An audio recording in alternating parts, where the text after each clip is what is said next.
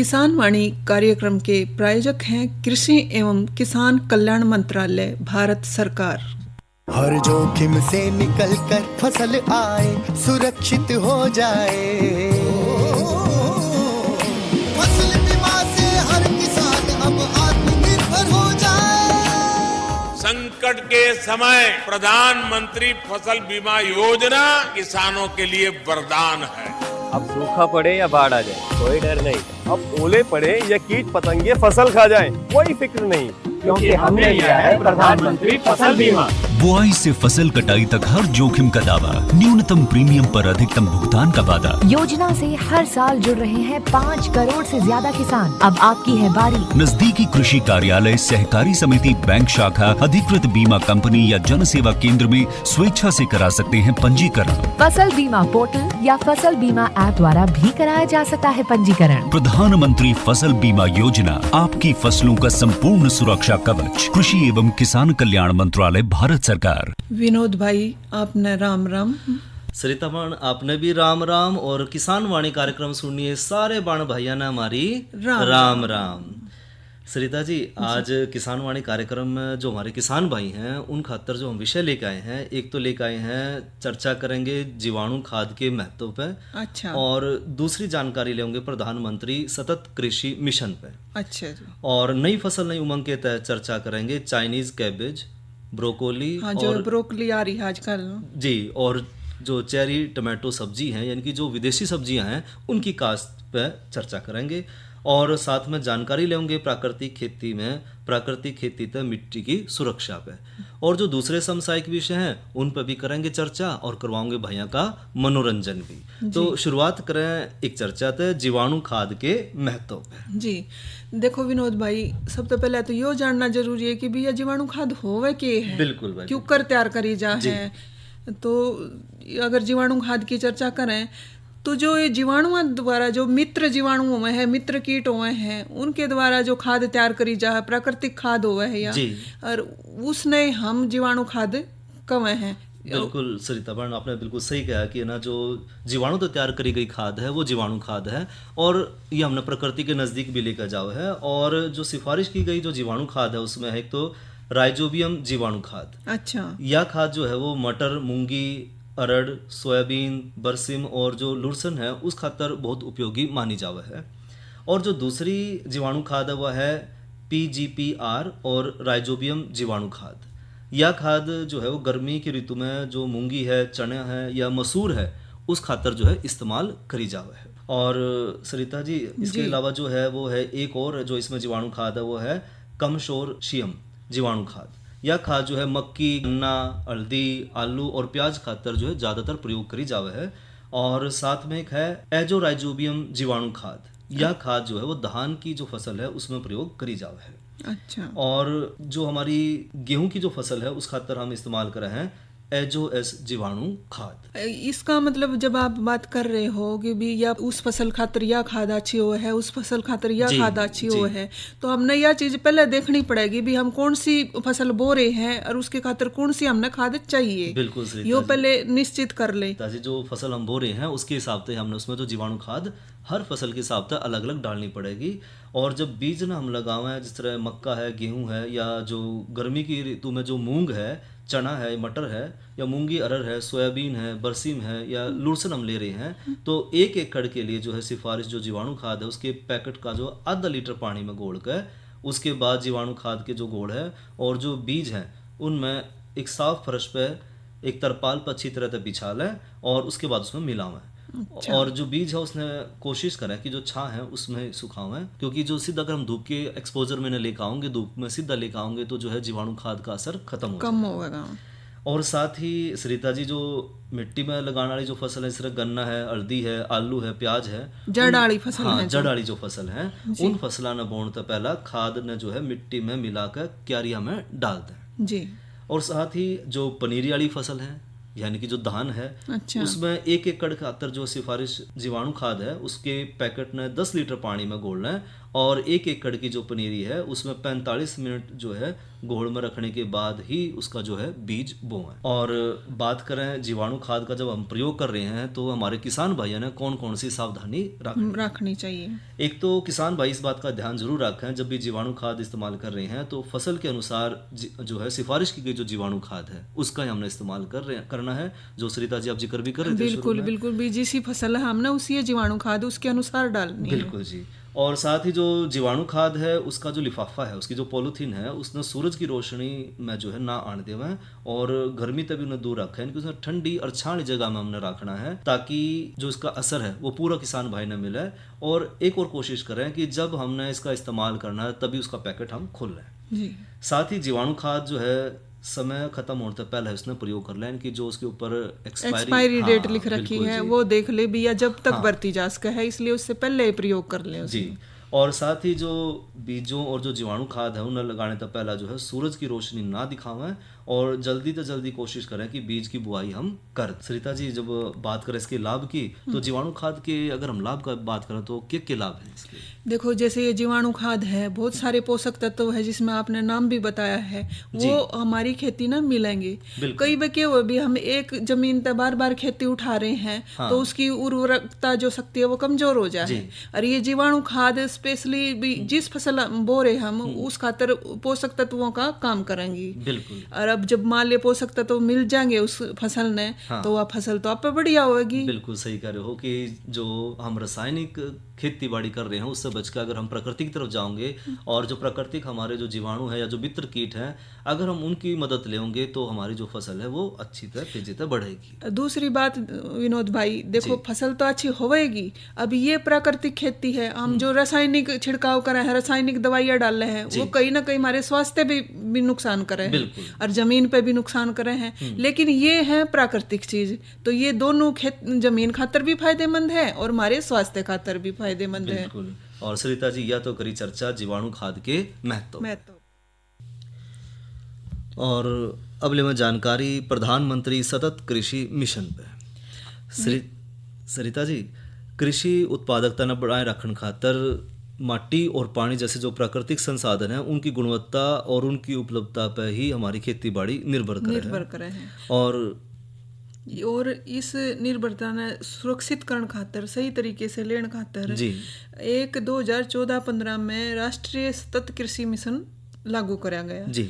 और जिसका उद्देश्य था भी स्थान विशेष यानी मतलब कोई जगह विशेष है उस पर विशेष प्रकार की समस्याएं हैं जी। या जैसे भी एकीकृत और मिश्रित जो कृषि प्रणालियां हैं उनको बढ़ावा देना, मृदा और नमी का संरक्षण करना, व्यापक मृदा स्वास्थ्य प्रबंधन करना, कुशल जल प्रबंधन करना, वर्षा पर आधारित जो प्रौद्योगिक हैं उनको मुख्य धारा में लाना ही इस जो योजना का मुख्य उद्देश्य था। सरिता जी आपने बिल्कुल सही कहा कि जो हमारा देश है वो कृषि में जो मुख्य रूप से बारिश पे निर्भर कर रहा है और जो देश की कुल बोए गए क्षेत्र का लगभग 60% भाग है और जो कुल खाद्य उत्पादन उसका 40% हिस्सा भी है।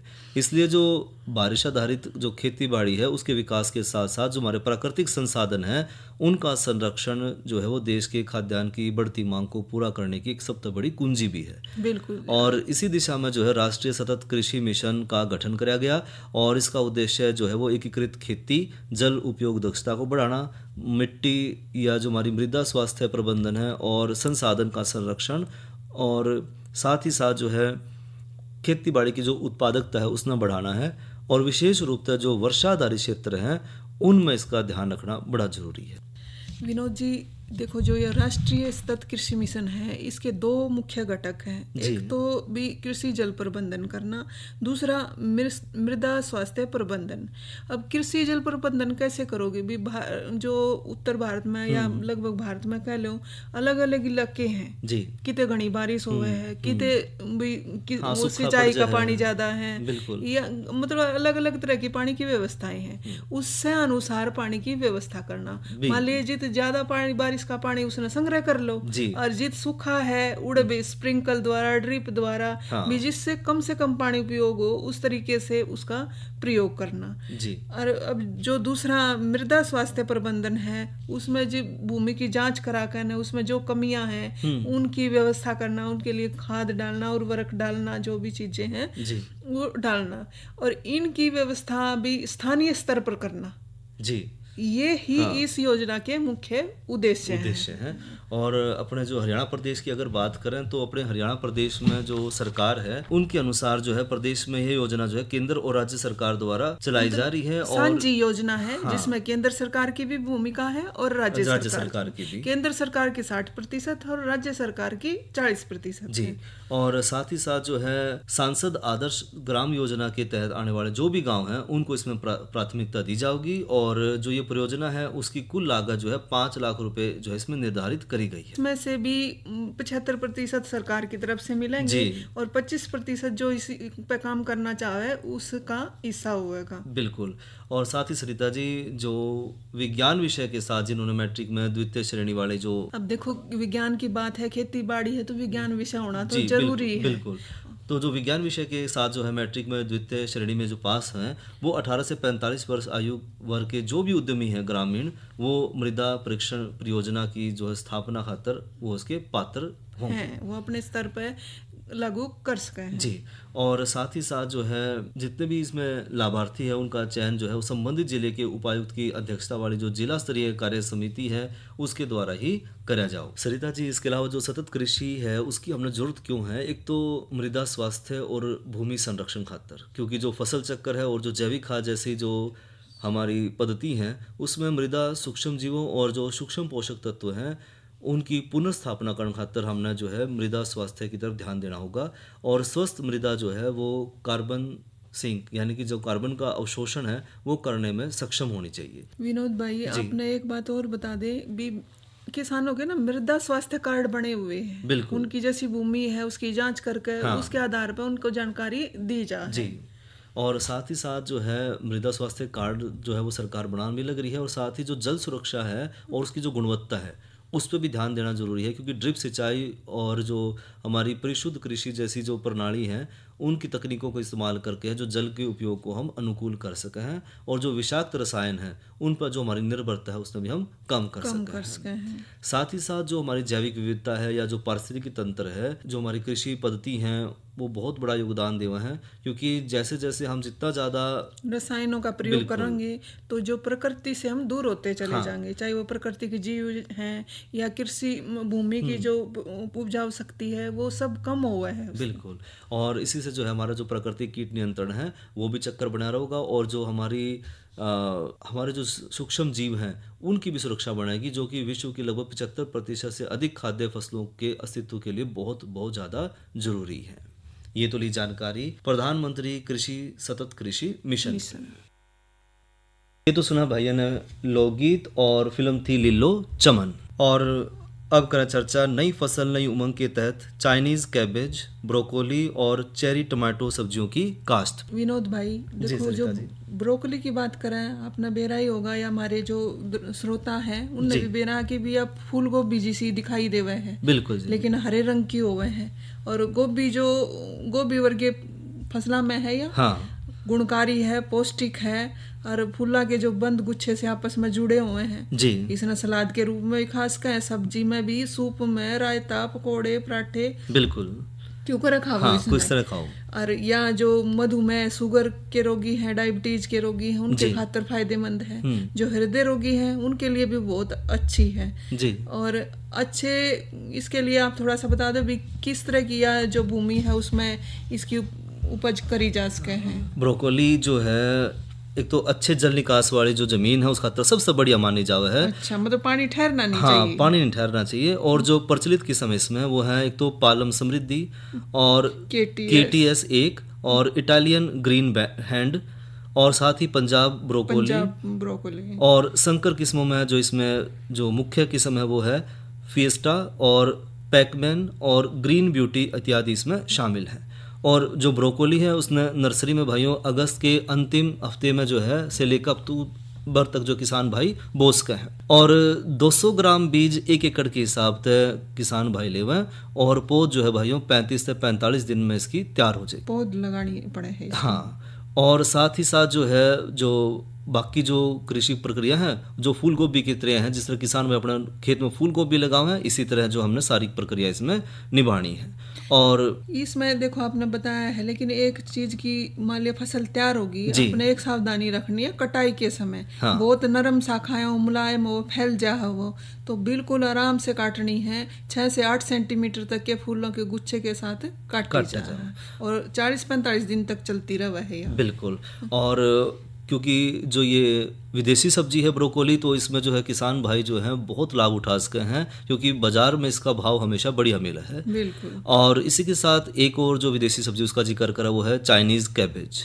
देखो जो पत्तेदार सब्जियां में या चाइनीज कैबेज आवे है, जिसने सलाद के रूप में भी खा सके हैं। बिल्कुल। और इसकी पत्तियां में ना कोई गंध नहीं होती जी। तो इसलिए इसने अकेली भी बना सके हैं। और इसकी जो मुख्य किस्म है उनमें कौन कौन सी है? सरिता जी, इसकी जो मुख्य किस्म है वो है चाइनीज डोल और चाइनीज सरसों, बोंग बोक और चिहली मुख्य इसमें किस्म है। और उपजाऊ जमीन इसके खातर भी जैसे ब्रोकोली थी, भी जमीन उपजाऊ और जल निकासी का विशेष प्रबंध हो, पानी ठहरना नहीं चाहिए जी। और इसके पौध तैयार करके बाद में खेत में रुपाई करी जा सके है। और बिजाई के लगभग 90 दिन के बाद जो है फसल जो है वो तैयार हो जाए और जो पौधे की पत्तियां हैं उन्हें काट के किसान भाई जो है बाजार में उन्हें बेच सके हैं। और ये बात करें भाइयों चेरी टमाटो सब्जी की, तो जो चेरी टमाटो है सरिता जी, एक तो टमाटर तो ज़्यादा पौष्टिक है यहाँ। अच्छा। और साथ ही जो है इसके फल जो है गुच्छे में लाते हैं। अच्छा। और ये टमाटर की तरह ही जो है सभी जो पौष्टिक उत्पाद हैं, जिस तरह की प्यूरी है, पेस्ट है, चटनी है, केचप है, सलाद है, उन सब न बनाने खातर आप इस्तेमाल कर सके हैं। यानी इसका उपयोग आप केवल घरेलू नहीं है जी, आप व्यावसायिक स्तर पर भी इसका प्रयोग कर सको। बिल्कुल सरिता जी। और जो इसकी उन्नत किस्म है उसकी बात करें तो चेरी वंडर, चेरिटा, सन चेरी, स्वीट सो और सोन टेना इत्यादि जो इसकी प्रमुख किस्म है। और इससे टमाटर की तरह भाइयों नवंबर, दिसंबर और जो है जुलाई में भी इसने लगा सके हैं और रोपाई के 90 दिन के बाद जो है चेरी टमाटो जो है वो पक कर तैयार हो जाए। यानी नवंबर दिसंबर में भी जुलाई में भी दो फसल ठा दो फसल ले सके हैं इसकी सरिता जी। तो ये तो ली जानकारी नई फसल नई उमंग के तहत चाइनीज कैबेज, ब्रोकोली और चेरी टमाटो सब्जियों की काश्त पे। सरिता जी ई बोले में जानकारी प्राकृतिक खेती में प्राकृतिक खेती से मिट्टी की सुरक्षा।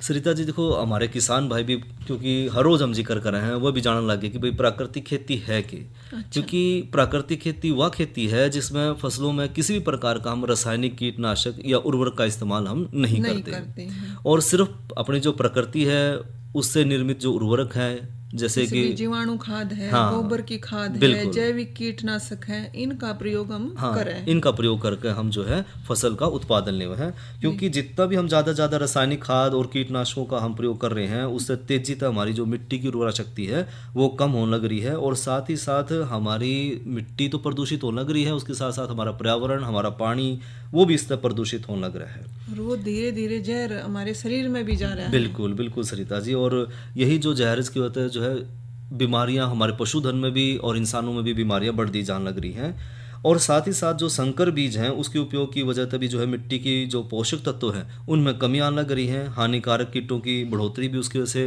तेजी से होने लग रही है। तो ऐसे में हमें जो है प्राकृतिक खेती की तरफ जाना ही पड़ेगा।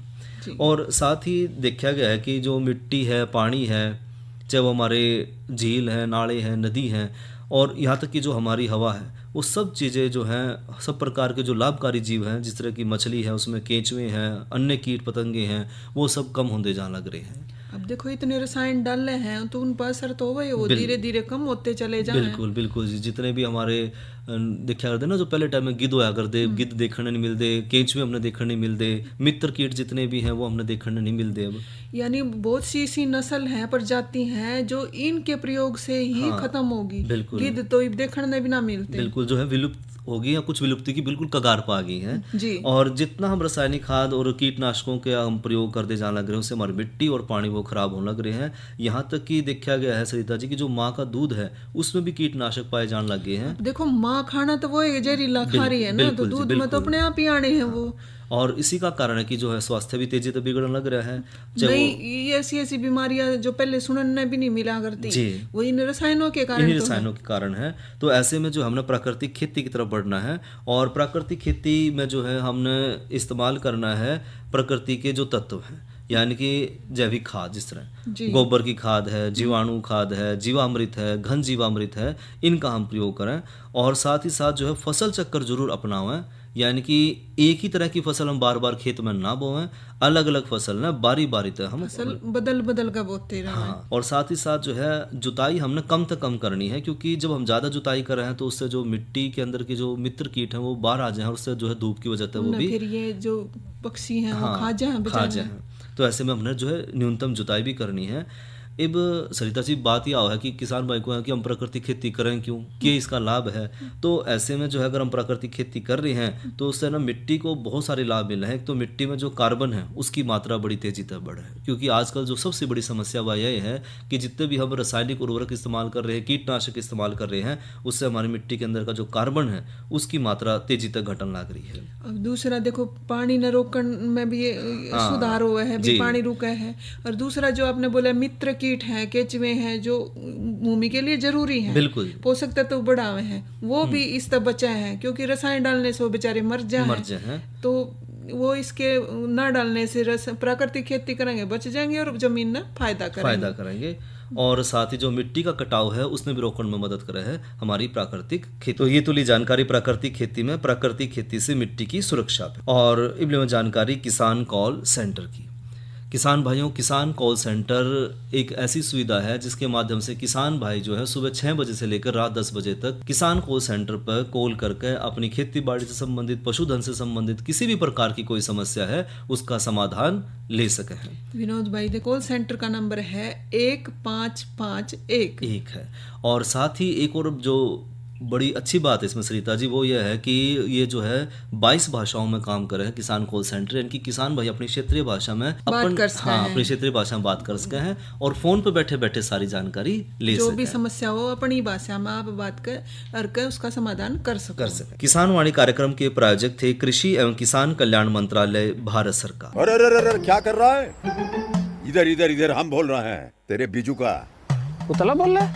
हाँ, पक्षियों से तो हम खेत को बचा लेते हैं, पर इन घातक रसायनों से कैसे बचाएं? मतलब? देख बेटा, तू जो ये अंधाधुंध रसायन मिलाता है ना, मिट्टी की सेहत बिगड़ने लगी है। और जब माटी ही कमजोर पड़ जाएगी तो उपज कैसे सेहतमंद होगी? अरे पहले ऐसा नहीं था। पूछना अपने बड़े बुजुर्गों से, कैसे फसल लहलहाती थी, शुद्धता झलकती थी। हाँ, माटी भी तंदुरुस्त और लोग भी। अरे पहली वाली बात कहाँ, पर अब तो सभी डाले हैं। सब नहीं, आज भी लाखों जागरूक किसान परंपरागत विधि से फसल उगा रहे हैं। खर्चा कम और उपज की कीमत भी बेहतर पा रहे हैं। सच है? रे बेटे, एक्सपीरियंस से बता रहे हैं, धूप में बाल सफेद नहीं किए हैं। हाँ। ठीक है भाई, मैं भी आज से जैविक खेती शुरू करूंगा। माटी से प्रेम की परंपरा है, परंपरागत खेती। और सरिता जी, जो घड़ी है इसने हमारे हाथ बांध रखे हैं और ये हम आगे बढ़ने की इजाज़त नहीं दे रही है। तो इसी के साथ हमारे जो किसान भाई हैं उन तमले में इजाज़त। अच्छा भाइयों, राम राम।